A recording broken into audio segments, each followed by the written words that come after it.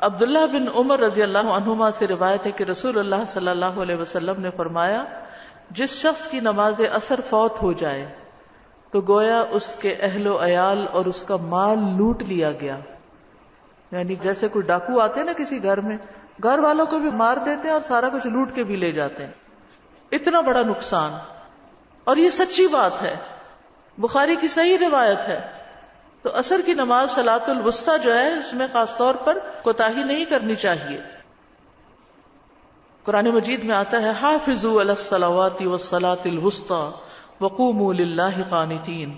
سب نمازوں کی حفاظت کرو اور خصوصاً درمیانی نماز کی، اور اللہ کے لیے فرما بردار ہو کر کھڑے رہو.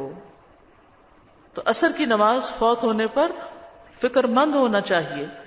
رسول اللہ صلی اللہ علیہ وسلم نے فرمایا، اللہ ان کے گھروں اور ان کی قبروں کو آگ سے بھر دے.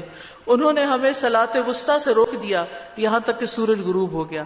آپ نے مشرکین کے حق میں بد دعا کی تھی جب غزوہ احزاب کے موقع پر انہوں نے آپ کو مشغول کر دیا اور نماز نہ پڑھنے دی.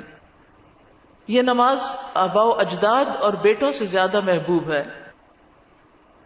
دوہرے اجر والی نماز ہے. یہ نماز پہلی امتوں پہ بھی پیش کی گئی تھی، انہوں نے ضائع کر دیا.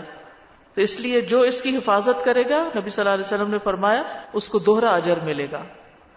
عصر کی نماز کے وقت اللہ تعالیٰ فرشتوں سے بندوں کی نماز کی خبر لیتا ہے.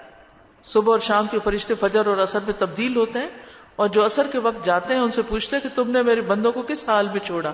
تو وہ بتاتے ہیں کہ ہم ان کے پاس گئے تو وہ نماز پڑھ رہے تھے، اور جب ہم ان کو چھوڑ کے آئے تو وہ نماز پڑھ رہے تھے.